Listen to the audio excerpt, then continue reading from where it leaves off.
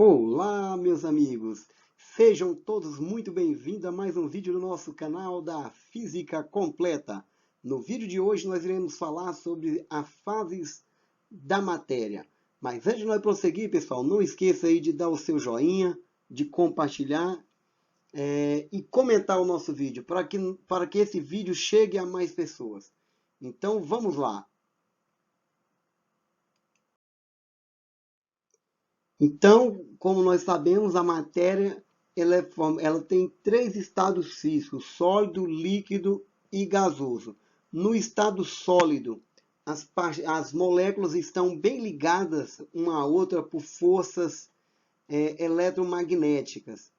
E na fase líquida, essa força vai diminuindo. De acordo que a temperatura aumenta, ela diminui. E no estado gasoso, essas moléculas já estão bem afastadas. Então, são os três estados da matéria: sólido, líquido e gasoso. E nós aprendemos que quando um material passa de um estado físico para um outro estado físico, recebe algumas denominações que nós vamos relembrar agora. Então, a mudança de fase de uma substância de uma fase sólida para a fase gasosa diretamente recebe o nome de sublimação. Da fase gasosa para a fase sólida recebe também o mesmo nome, que é sublimação. Da fase gasosa para a fase líquida recebe o nome de fusão.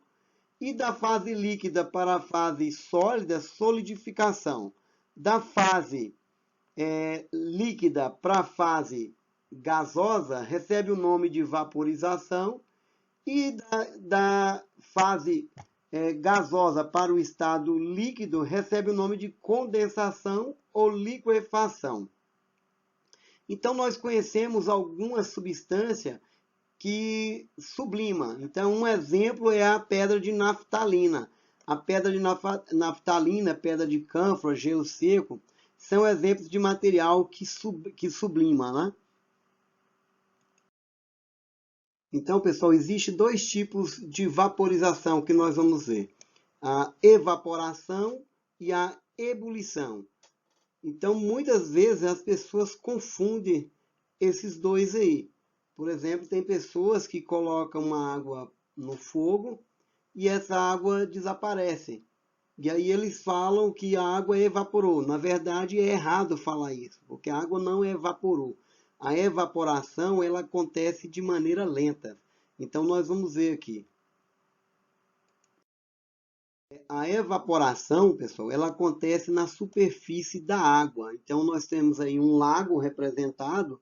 Então, a evaporação ela acontece na superfície do lago. Então, uma roupa no varal estendida para secar, então a água, quando você vai lá, a água desapareceu.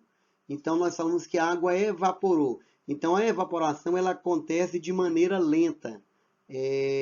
Já a ebulição, nós vamos observar que ela acontece de maneira rápida. Então, a diferença básica nos dois é que a evaporação acontece somente na superfície do líquido. Então, uma água que é derramada no chão, por exemplo, a água desaparece com o passar do tempo. Então, essa água vai desaparecer, mas de maneira gradativa, de maneira lenta.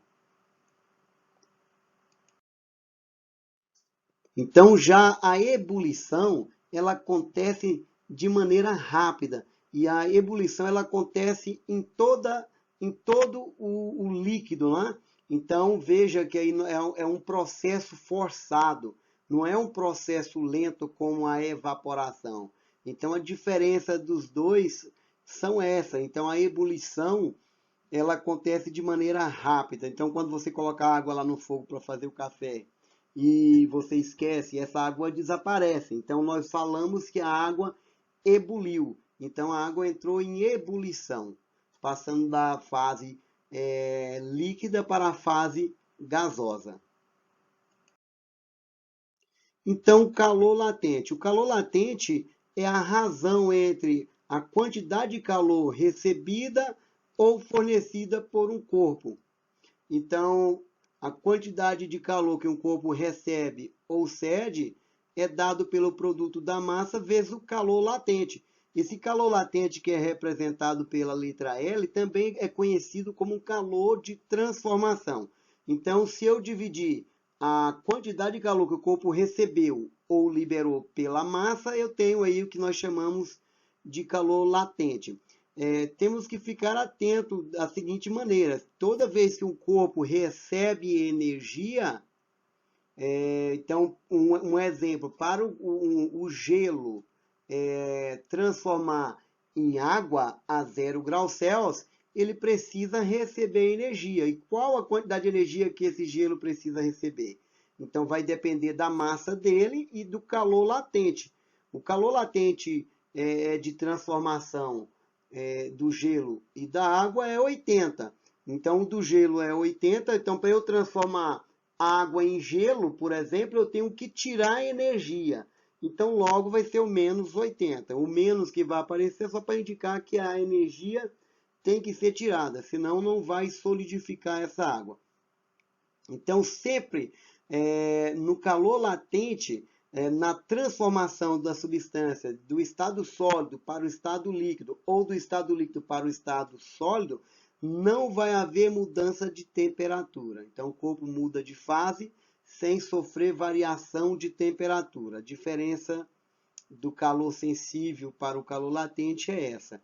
Já no calor sensível, o corpo muda a temperatura, mas não muda de fase. Então, não esqueça desse detalhe, pessoal, é de suma importância. Então, vamos para o primeiro exemplo aí para fixar essa ideia aí de calor latente. Então, vamos lá. Um bloco de gelo de massa 600 gramas encontra-se a 0 graus Celsius. Determinar a quantidade de calor que se deve fornecer a essa massa para que ela se transforme totalmente em água a 0 graus Celsius. Dado o calor latente, 80 calorias por grama. Então, vamos lá. Pegando os dados aí, eu tenho uma massa que é 600 gramas e o calor latente 80. Então, substituindo na forma do slide anterior, eu tenho que a quantidade de calor que o bloco de gelo tem que receber é a massa do gelo, que é 600, vezes 80. Então, 600 vezes 80, eu tenho que a quantidade de calor que o corpo tem que receber, que esse bloco de gelo tem que receber, é 48.000 calorias, ou 48.000 quilocalorias. Vamos para o segundo exemplo, pessoal. Então, o segundo exemplo diz que um bloco de alumínio de massa 500 gramas está a uma temperatura 80 graus Celsius. Determinar a massa de gelo a 0 graus Celsius que é preciso colocar em contato com o alumínio para se obter um sistema alumínio-água a 0 graus Celsius. Então, vamos lá. Pegando os dados aí, que é o calor latente de fusão do gelo, que é 80 calorias por grama, e o calor específico do alumínio, que é 0,21 calorias por grama por grau Celsius. Então, nós iremos aplicar o princípio da igualdade das trocas de calor. Vamos lá, então, para o slide seguinte. Então, veja aí, aplicando o princípio da igualdade das trocas de calor, que diz que a soma dos calor trocado tem que ser igual a zero. Ou seja, como o gelo está a uma temperatura menor do que o alumínio, ele vai receber energia. Então, ao passo que o alumínio está fornecendo energia. Então, como o alumínio está perdendo energia, a temperatura dele vai abaixar e o gelo, a temperatura dele vai subir até chegar ao ponto de derretimento. E logo eu vou ter água e alumínio. Então, vamos lá. Aplicando uma fórmula para cada um, para o gelo é o calor latente de transformação, massa vezes o calor latente. Para o alumínio, só vai sofrer mudança de temperatura, então eu tenho massa do alumínio, calor específico do alumínio, temperatura final menos temperatura inicial. Lembrando que a temperatura inicial é 80 e ele vai para uma temperatura zero. Então, vamos substituir os valores aí na fórmula e nós vamos fazer essa continha aí, ó. Então, logo, 500 vezes 0,21 dá 105, vezes menos 0 menos 80 dá menos 80. Então, transferindo o 105, que multiplica menos 80, dá menos 80 vezes 105, mudando do primeiro membro para o segundo membro, o 105 e o menos 80, vai com o sinal trocado. Então, logo eu tenho que a massa do alumínio vezes 80 é igual a 105 vezes 80. Cortando o 80 com 80, eu vou ter que a massa do alumínio é de 105 gramas. Então, veja que é muito simples, né?